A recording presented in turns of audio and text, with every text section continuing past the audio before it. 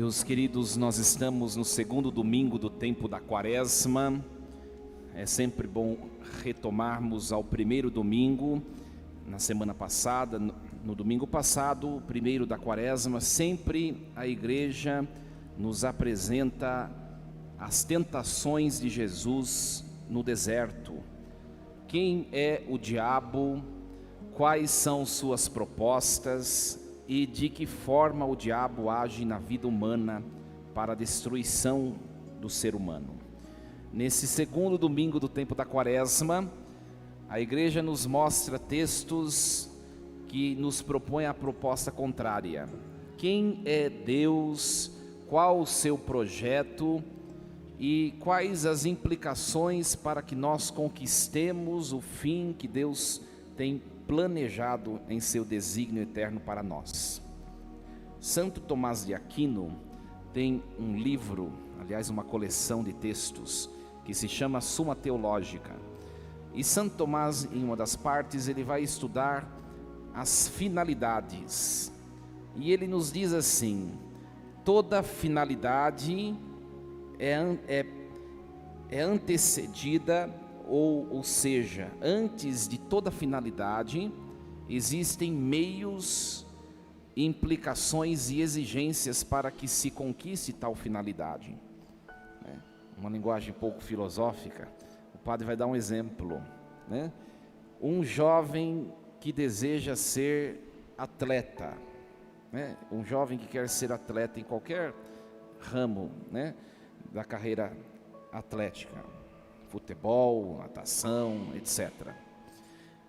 Ora, esse objetivo desse jovem para ser conquistado vai lhe exigir meios, né? Vai lhe exigir meios, às vezes muito exigentes e muito ríspidos, desafiadores.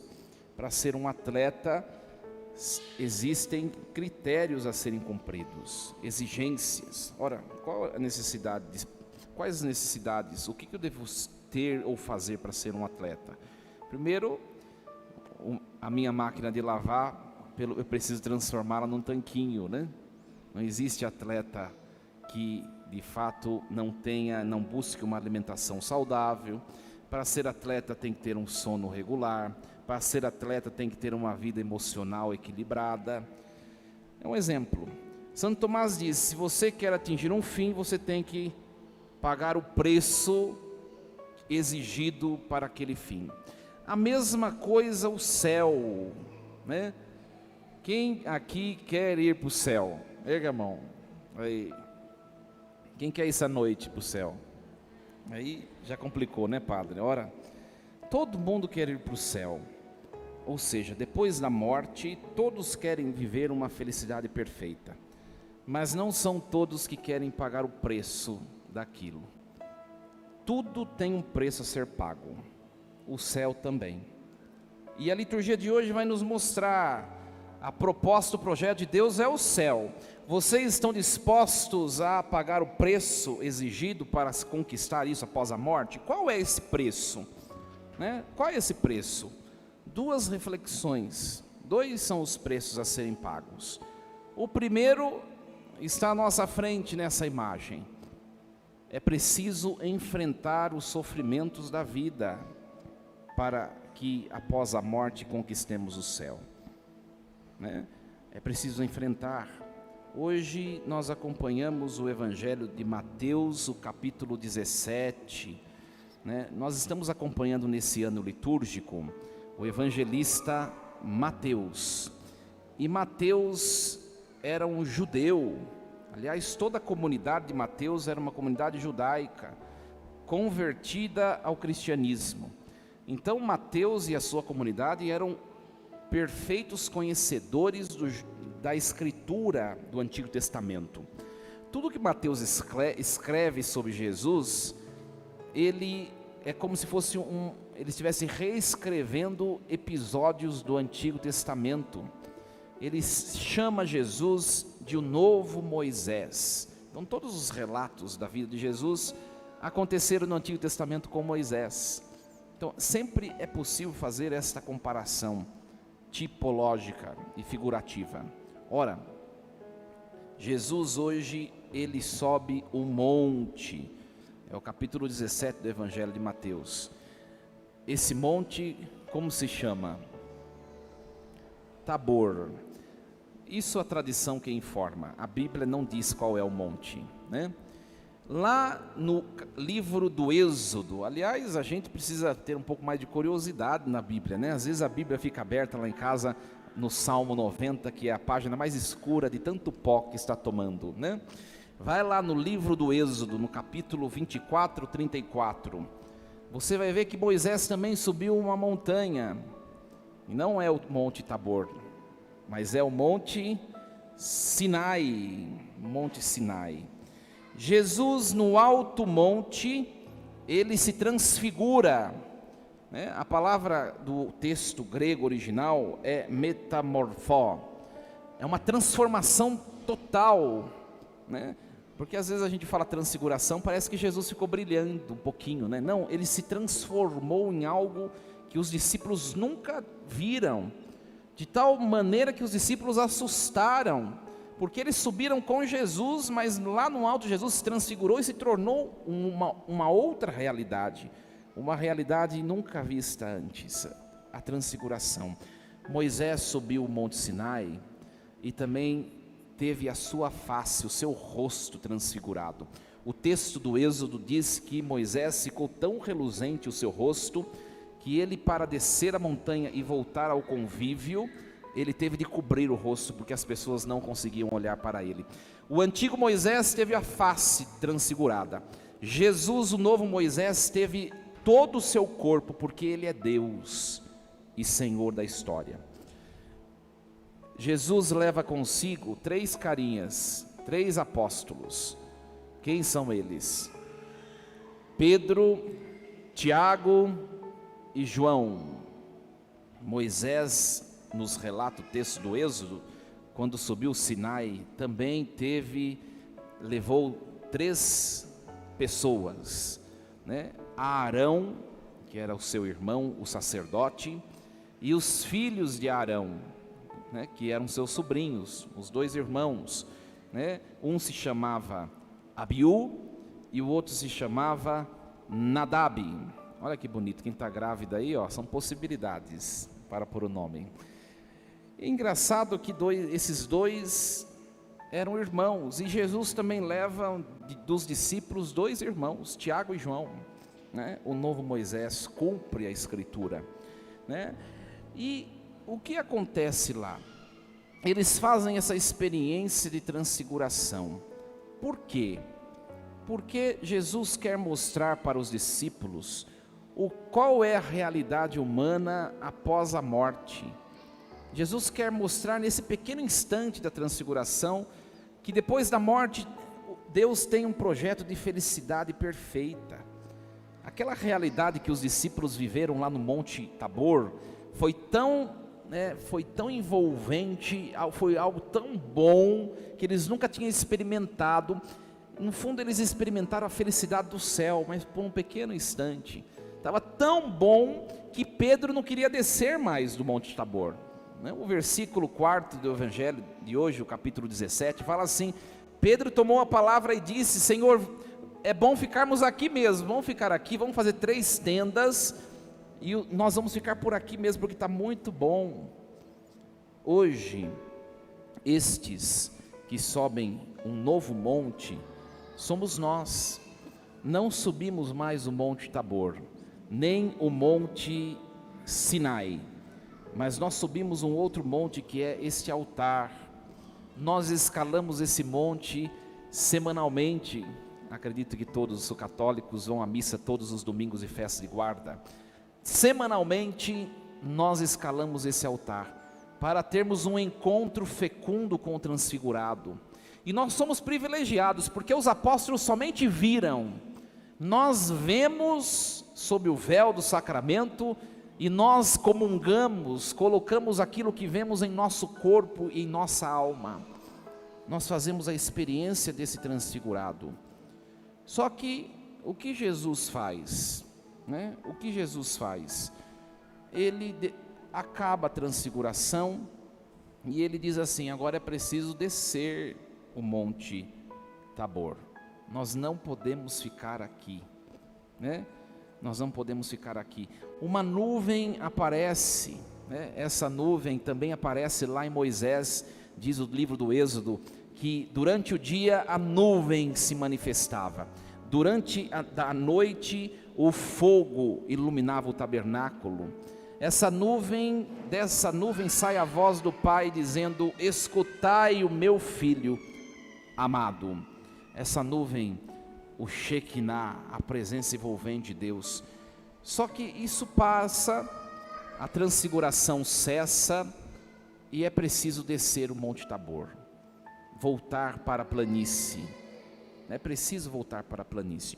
Uma coisa interessante que às vezes nós nos perguntamos nesse texto: por que é que Jesus só levou 3 apóstolos? Ora, 12 eram os apóstolos, por que só esses 3 belezinhas, né? Só esses 3 carinhas? É uma coisa muito interessante, porque eram eles quem precisavam ver a cena da transfiguração. Eram eles que precisavam ter a certeza de que depois da morte havia uma realidade muito grandiosa esperando por eles. Mas por que Pedro, Tiago e João? Primeiro, João foi o único dos apóstolos que não foi assassinado, martirizado. Ora, para uma pessoa ver os seus companheiros serem todos martirizados, mortos, de maneira ignominiosa, precisa ser uma pessoa forte ou não? Precisa. Era João que precisava estar lá, porque se ele olhasse a cena do martírio dos seus companheiros e não tivesse a certeza que depois daquilo havia alguma coisa depois da morte, ele não iria até o fim e ainda induziria os outros a não aceitarem a morte. Pedro, por que Jesus escolheu Pedro também? Pedro foi o escolhido por Jesus para ser o príncipe da igreja, o pastor supremo, o primeiro papa da igreja de Cristo. Ora, se alguém não crê naquilo que vem depois da morte, como é que pode ensinar aos outros?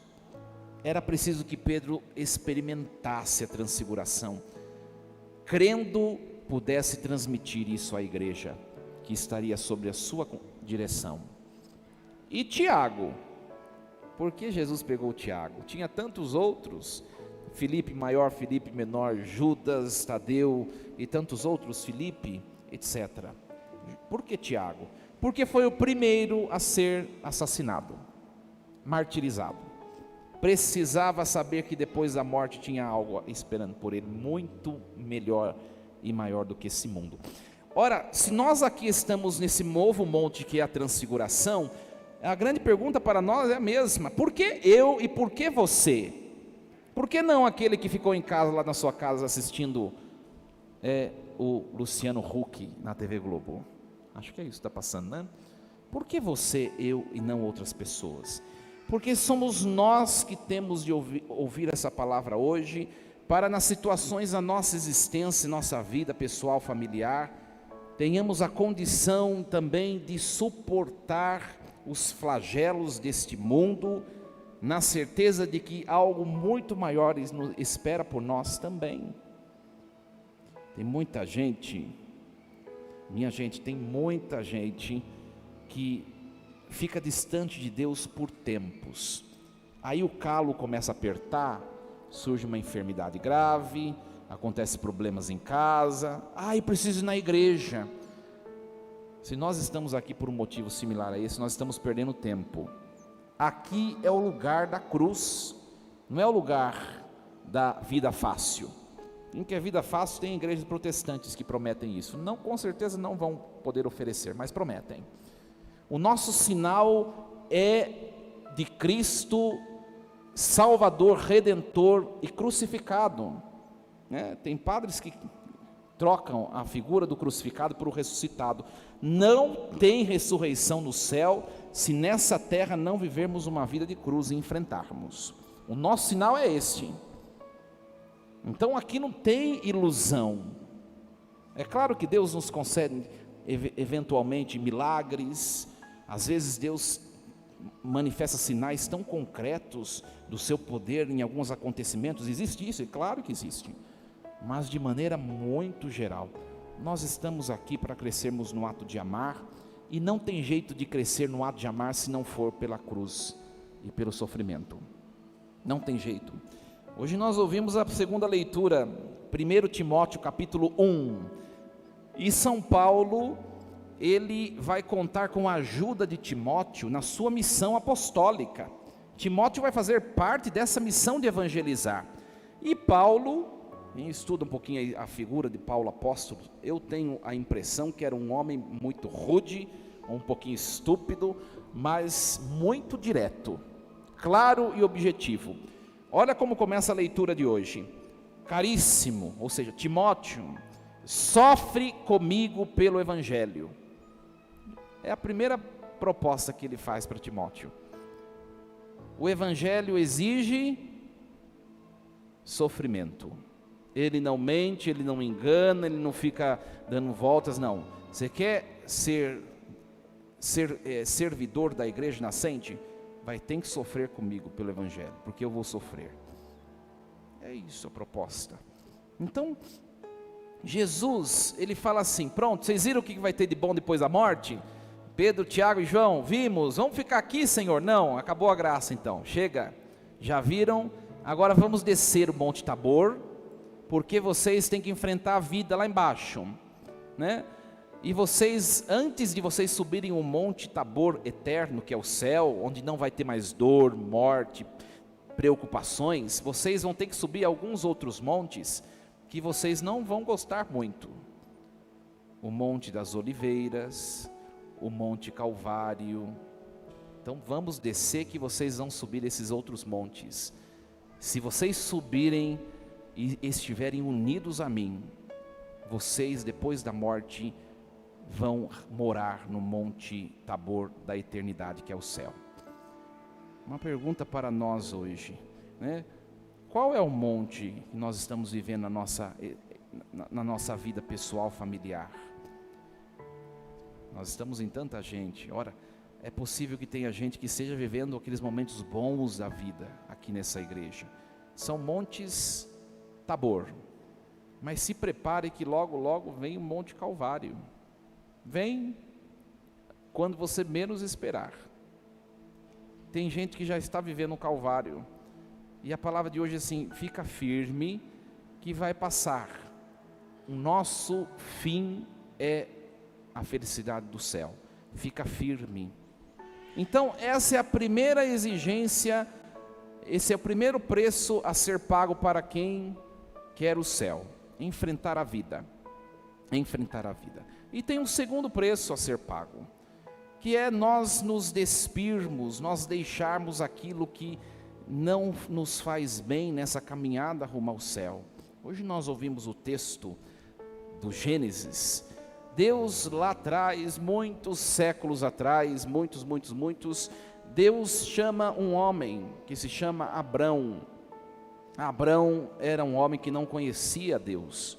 Aliás, ele era politeísta, tinha vários deuses, ele era poligâmico, tinha várias mulheres, e Deus o chama, e Deus diz a ele, e Deus vai se apresentando, e Deus diz assim: Abrão, você quer fazer aliança comigo?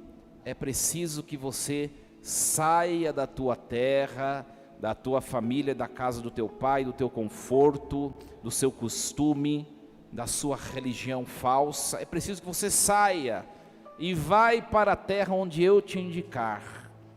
Mas estava tão bom a poligamia, várias mulheres, olha só que coisa boa, mas não é o meu projeto, Abrão.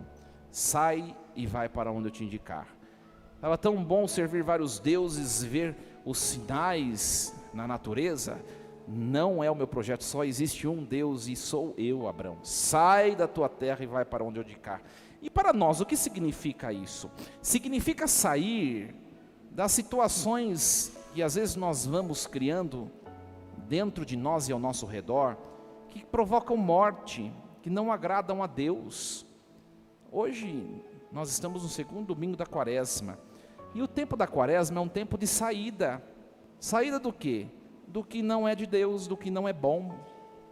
Tem gente, pega no seio familiar, às vezes no seio familiar surgem alguns conflitos, né? E às vezes surgem conflitos oriundos sempre dos mesmos motivos. São sempre os mesmos motivos que geram aquele conflito. São sempre as mesmas situações que provocam aquele malefício. Nós sabemos o que é, mas nós persistimos em não mudar. A palavra de hoje diz: sai disso e vai, dê passos. E não é para quem ficou em casa, é para nós, tem que começar conosco. Nós que aqui estamos hoje, dê passos. Aí sim, no termo da nossa existência, nós diremos a Deus: eu saí, não sei aonde eu cheguei, mas eu saí do que eu estava, eu busquei viver a vossa vontade, Senhor. Que Deus nos ajude, meus queridos, e que essa quaresma seja uma quaresma profícua, que nós saiamos diferentes dessa quaresma neste ano e sejamos muito melhores humanamente do que ano passado, como esposo, como esposa, como padre, como cristão, enfim, que Deus nos transforme. E hoje desejemos nos transfigurar junto com Cristo, que logo mais estará à nossa frente pelo sacramento da Eucaristia. Assim seja. Amém. No instante de silêncio, coloquemos a palavra de hoje no nosso coração.